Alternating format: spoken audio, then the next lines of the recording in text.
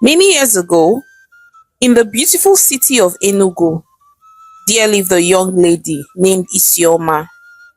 Isioma was an only child and an orphan. She had suffered to train herself through school by doing several petty jobs. She went from one home to the other, cleaning their house and doing all sorts of domestic chores just so she could have money to take care of herself and also see herself through school.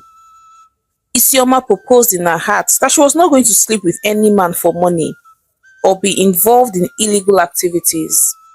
A few years later, Isioma had graduated from the university in flying colors.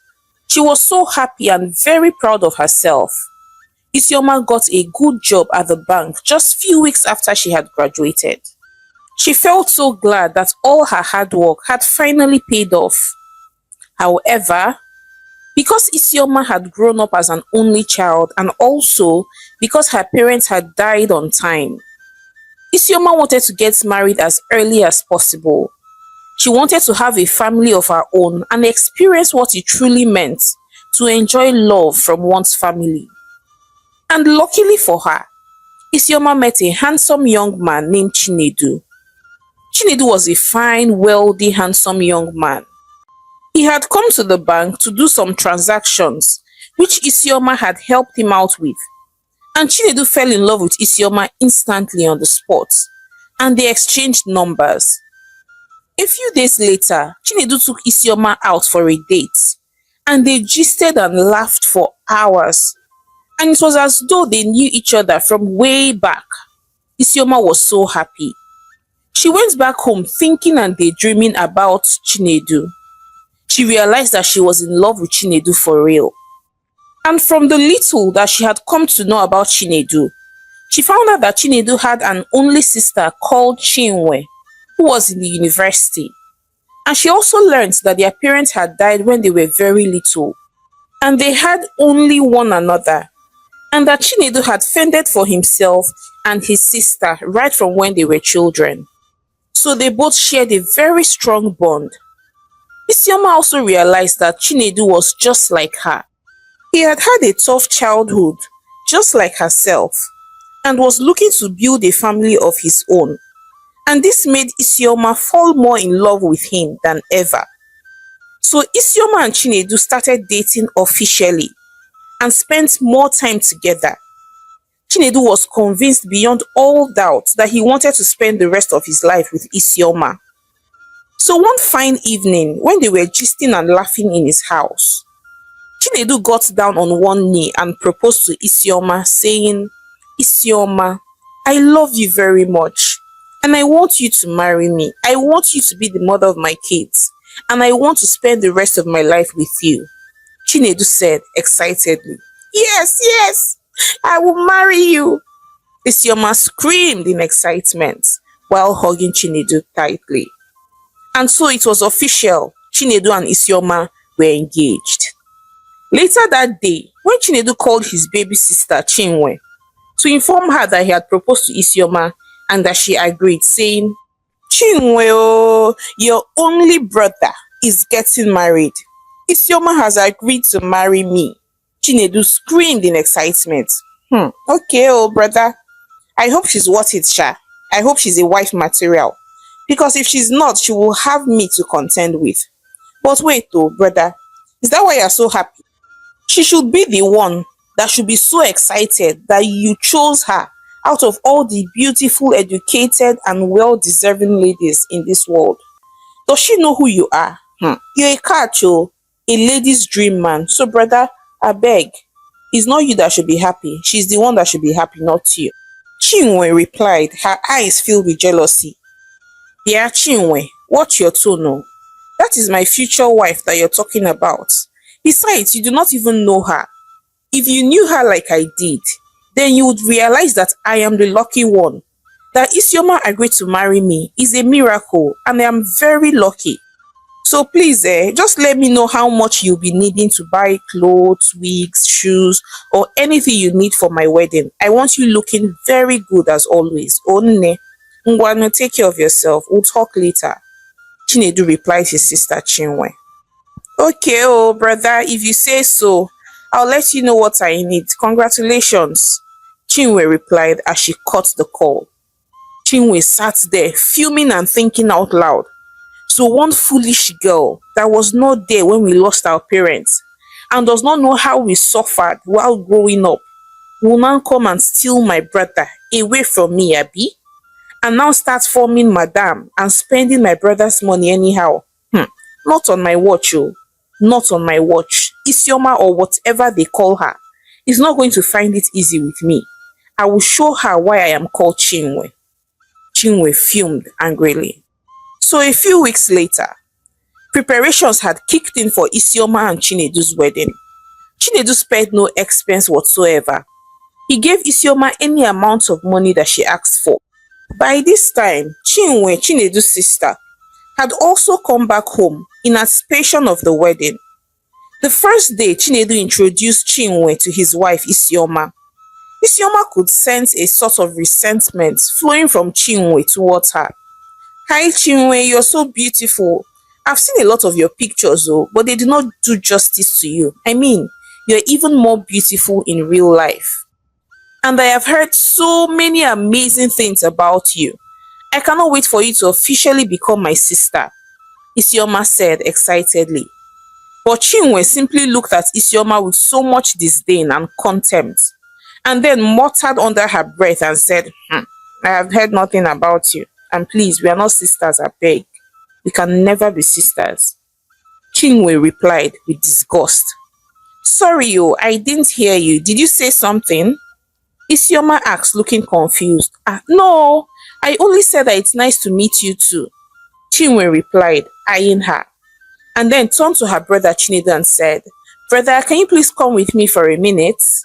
Chinwe asked while making a baby face, and immediately Chinedu excused himself and followed his sister. Isioma stood there staring in shock as Chinedu and Chinwe walked away. She knew that she was in trouble. She had heard what Chinwe had muttered under her breath, and it then dawned on her that Chinwe hated her. But Isioma decided to be nice to her regardless.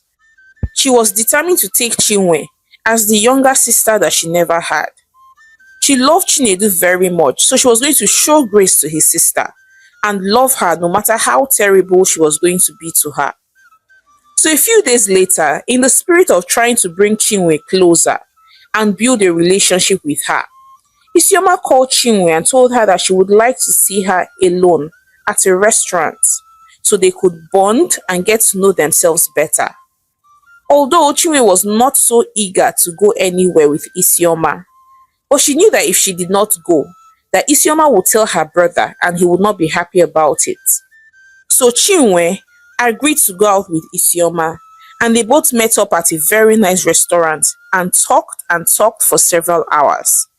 Chinwe tried so much to hide her displeasure, and so she faked a smile all through their conversation. And although Isioma noticed Chinwe's fake smile, she decided to turn a blind eye to it. Then Isioma looked at Chinwe very warmly and said, Chinwe, would you please be my chief bridesmaid? I would be so honored if you say yes, and I'm sure your brother would be very happy too, Isioma asked, smiling. Chinwe was very shocked. She was thrown unawares. She did not expect that Isioma would ask her to be her bridesmaid, not to even talk of being her chief bridesmaid. So Chinwe quickly scanned her brain to weigh her options. She knew for a fact that she did not want to be her bridesmaid or even chief bridesmaid. But she knew that her brother would be upset if she refused such a kind gesture. So she decided that she was going to accept the offer quite alright, but she was going to deal with her for putting her in such a tight spot to begin with. So immediately, Chinwe faked excitement and said, Yes, I would love that, Chinwe said excitedly as she hugged Isioma. Isioma was so happy. Things had gone better than she even imagined. She was hopeful that this was a step in the right direction in building a meaningful relationship with her sister-in-law. So in the weeks that followed, Isioma and Chinwe spent some time together, running errands in preparation for the wedding. They even went to the bridal shop for their fittings together. The D-Day was finally here. It was their wedding day. Isioma was so happy. She was already getting ready for her big day when she noticed that she had not seen Chinwe all morning. She even asked her friends who were with her, and they all agreed that they had not seen Chinwe either. Chinwe was supposed to be her chief bridesmaid and was supposed to be by her side all day, but she was conveniently absent. Isioma decided not to be worried or even bother herself. She just simply carried on with dressing up for her wedding. A few hours later, Isioma was at the church and was ready to walk down the aisle when Chinwe miraculously appeared from nowhere. Chinwe was also dressed in a beautiful and magnificent white wedding gown that was even more beautiful than the one Isioma was wearing. Chinwe looked like the bride. Isioma was shocked to her bone marrow. This was not what Chinwe was supposed to wear. She was supposed to wear a pink bridal train gown. Isioma got very furious and she opened her mouth to shout and rebuke Chinwe when Chinwe quickly interjected and said, Isioma, you know you always talk about how you want us to be sisters, so I thought about it and decided to ditch the bridal clothes that was made for me. After all, if we are really sisters like you claim, then we could twin and both wear white on your wedding day. That way, everyone would know that we're developing a bond. And see, it worked. Because if it didn't work, please tell me why my brother is staring at us and looking very pleased with tears streaming down his eyes. I am sure that he's very impressed that we have bonded so well that we are both wearing white wedding gown. Chinwe replied mischievously. Isioma was dumbfounded. She did not know what to say. In front of her was a little witch who had played her. She knew all this while that Chinwe was evil, but she did not know the extent she could go. Then at the altar was the love of her life. She knew Chinedu loved her, but she had never seen Chinedu stare at her with such love, intensity, appreciation and compassion from his eyes. She could see that Chinedu thought that both of them wearing a white wedding gown was her idea. And she saw that his love for her had quadrupled just by this singular action. She never knew the power that Chinwe wielded over her brother. Isioma knew that she was in serious trouble, but she decided to play along. So she refrained from rebuking Chinwe and making a scene, and just joined her husband at the altar, while smiling and looking very excited.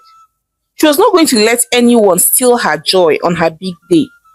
So she danced with her husband and was very happy. Chinwe, on the other hand, was also very happy. She had a mischievous smile on her face. She achieved exactly what she wanted to achieve. So a few weeks later, Isioma had settled down in her new home with her husband Chinedu, and they were both very happy. Chinedu was actually a very good husband to Isioma. He cooked for her, he played with her, and loved her passionately.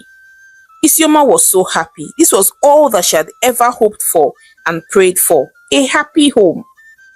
Chinwe, on the other hand, had to return back to school as she was in her final year and was set to write her final semester exams. A few months later, Chinwe had graduated from the university and was so happy. She had to come back to Enugu, and she came to live with her brother Chinedu and his new wife. Chinedu was so proud of his sister. He was glad for her to come and live in his home. Although Isioma was not enthusiastic about it, but she did not mind at all. After all, Chinwe was her husband's only sister. However, this singular act became the cause of all Isioma's troubles. Chinwe was very disrespectful to Isioma. She blatantly refused to help her in doing any of the house chores at home. She would eat and drop her plate in the sink for Isioma to wash them. Each time Isioma and her husband Chinedu were having a good time, Chinwe would appear from nowhere and go and sit in their middle. Isioma and her husband no longer had any moment of privacy between themselves. Each time they planned on going out for a date night, Chinwe would also dress up and then stare at her brother with her puppy eyes and say, "Can I follow you out, brother?" Chinwe would ask sulking. And because Chinedu never knew how to say no to his sister, he would agree. And the date that was meant to be between him and Isioma would end up becoming a date between him, Isioma, and his sister. Isioma was frustrated. She knew that Chinwe knew exactly what she was doing. So one day, she spoke to her husband and said, "Babe, I love your sister, oh, but I think she's interfering too much in our marriage. We're a very young couple and need some alone time to bond. But she's always in our business. She follows us on date nights, and when we're having intimate discussions, she comes and sits in the middle. She doesn't help out with the chores in the house, and she outrightly disrespects me. Babe, we have enough money to rent a place for her. Let us get her a very beautiful apartment and furnish it to her own taste. We could even place her on a monthly allowance. That way she will be independent and also enjoy her space. And that way we could spend more time alone together and build our bond. So it's a win-win," Isioma said, looking very worried. And then Chinedu replied his wife and said, "I don't believe you. Are you serious right now? We are living in a duplex of 6 rooms and 2 parlors that is big enough to accommodate at least 7 persons. And my sister is just staying in just 1 room. Yet you want her to leave our house. I mean, my house. What has my sister ever done to you? She's so sweet. She's my baby sister. She's such a good girl. I am the only one that she has in the whole world. And I have told you severally how we both suffered while growing up alone. Does that not mean something to you? If you hate my sister, then that means you definitely hate me as well." Chinedu responded angrily and then stormed out. Isioma was frustrated. She wondered why Chinedu was so angry. Over the next few days, Chinedu kept malice with his wife. He refused to speak with her and refused to eat her food. He even stopped sleeping in their matrimonial bed. Chinwe, who before now barely cooked or did anything around the house, noticed that her brother was quarreling with his wife and not even sleeping in the same room with his wife. So Chinwe began to cook delicious delicacies for her brother. Chinedu will abandon the food that his wife cooked for that of his sisters. And sometimes, when Chinedu was in the guest room, Chinwe will go into his room and make a puppy face and then say, "Brother, can I come and watch TV with you?" Chinwe will ask so kindly. And Chinedu, who did not know how to say no to his baby sister, would agree, and they would both watch a movie together and would end up falling asleep. Whereas Isioma would be in her room all alone, feeling lonely and crying. And things continued like this for a few more weeks until Isioma had to go on her knees to beg her husband to forgive her for ever suggesting that his sister should leave their home. Chinedu forgave her and they returned to being lovey-dovey once again. However, Isioma no longer interfered between her husband and Chinwe. She also neither cautioned Chinwe or said anything bad about Chinwe. So Chinwe became even bolder. She even started getting her brother to follow her to the nightclub in the guise that she needed protection so nothing bad would happen to her. So Chinwe and her brother Chinedu would go to the nightclub and they would dance and party hard, while Isioma would be at home feeling very frustrated. And as if that was not enough, Chinwe had started introducing her friends to her brother in a bid for him to have an affair so that his home would be broken. Isioma did not know how to handle this matter anymore, as her husband was gradually slipping away from her hands. He had started keeping late nights and had started making strange calls with other women and giggling like a baby. Isioma knew that if she did not act fast, that her marriage was heading for the rocks and was going to be destroyed. So Isioma thought long and hard, and then she knew what to do. She remembered that her husband had a mentor who he respected and valued very much. He was also a pastor in their local church. So Isioma went to see him and narrated all her plight to him. And when she was done speaking to the pastor was very shocked, but reassured her and promised her that he was going to speak to her husband. So a few days later, Their pastor called Chinedu and his wife to see him at his office, and he spoke to Chinedu and listened to his own part of the story, and then said, Chinedu, you need to know how to set boundaries. Your sister is not your wife. One day, your sister would leave you and start a family of her own, and by then, your family will be in ruins. Besides, you're still a very young couple and have no business living with a third party. Pastor Ifeanyi said very sternly, and for the first time, Chinedu realized that he had been in the wrong. He apologized profusely to his wife and she forgave him, and they went back home happily. The following day, Chinedu called his wife Isioma and said, I think my sister should leave our house.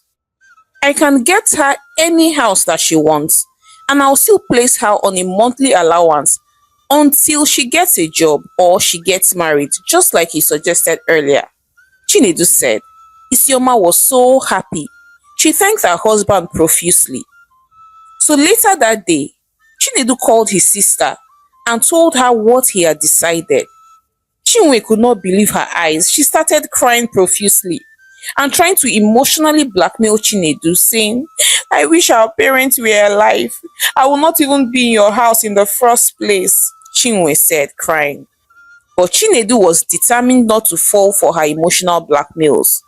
And so in a matter of days, he had rented a beautiful apartment for his sister and she had moved out of their home. Isioma was very happy. They returned to being the lovey-dovey couple they once were, playing and having fun and spending quality time together. Chinwe, on the other hand, had moved on and settled in her new home. A few months later, she called her brother to inform him that she had met a handsome man that she wanted to marry. She did not even bother informing Isioma because she hated her even more for influencing her brother to throw her out of the house. So a few weeks later, Chinwe got married to the love of her life, Emeka, in a very lavish wedding ceremony. She was so happy. Her brother and his wife Isioma were both in attendance and were very happy for her.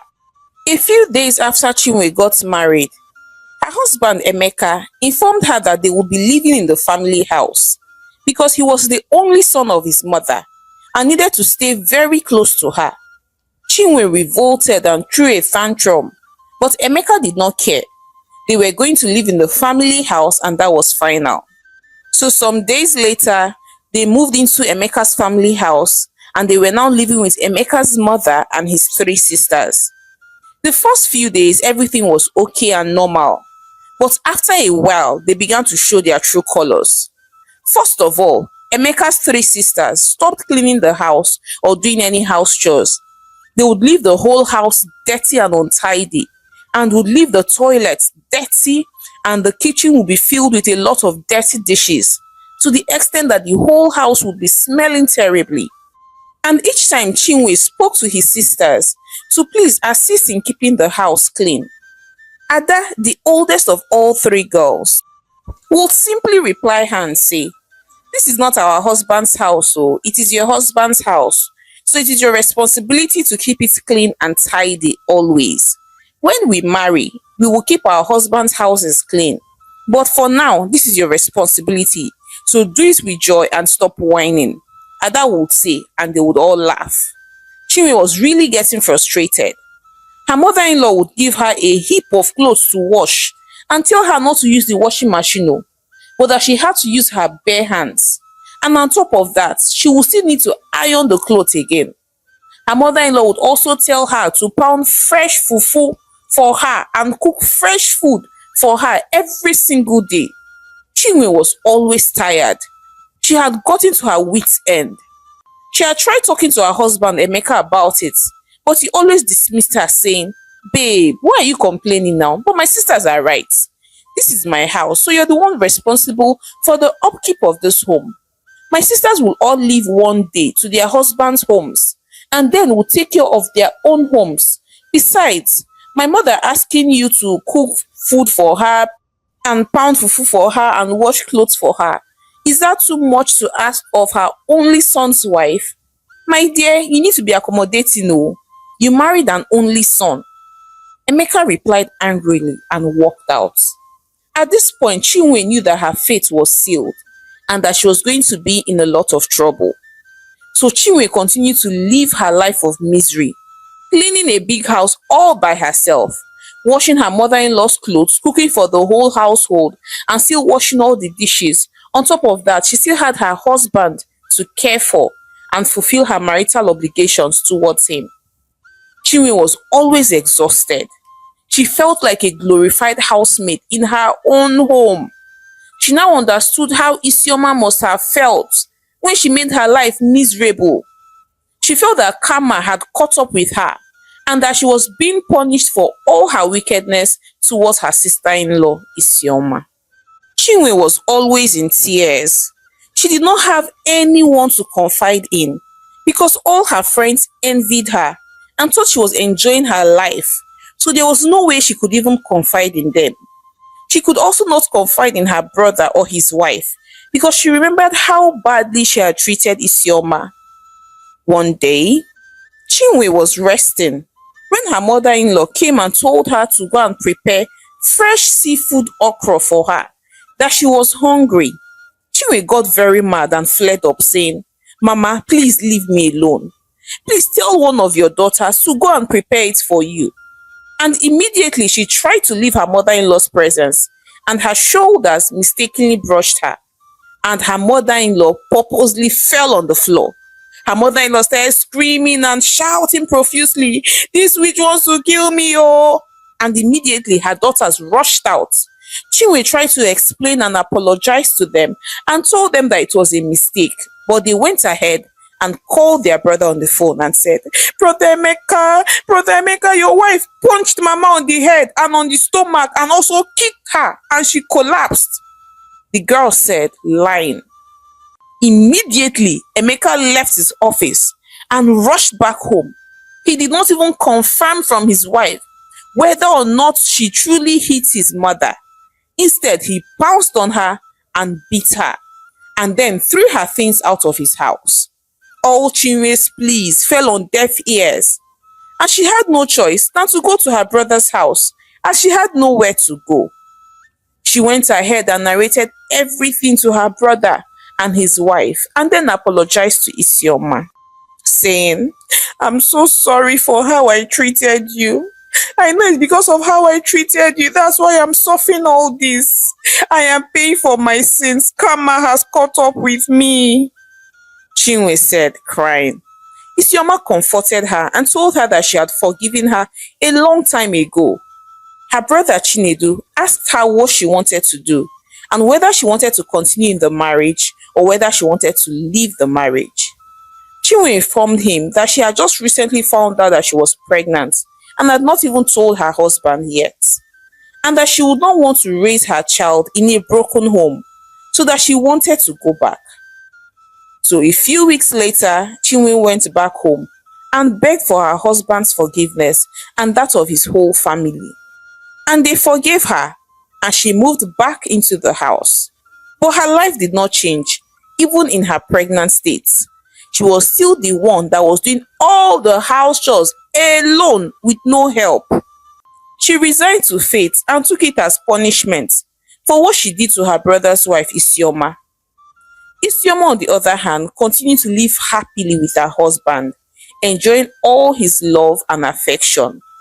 She felt pity for Chinwe, but there was nothing she could do. Chinwe was simply having a taste of her own medicine. Hi besties, it's your girl Omalicha again. Thank you so much for watching my story to the end. So I'd like to hear your thoughts on this one. Do you think that Chinwe deserved all the punishment and suffering that she's currently enduring? Or do you think that karma should have been nicer to her? Also, how do you deal with, mother-in-laws, sister-in-laws that like to give wahala? How do you handle them? Please share your thoughts with me in this comment section. And please, if you have not subscribed to my channel, what are you waiting for? Please subscribe to my channel, like my videos, and share with your loved ones. So now, till I come your way again with more interesting stories. Bye.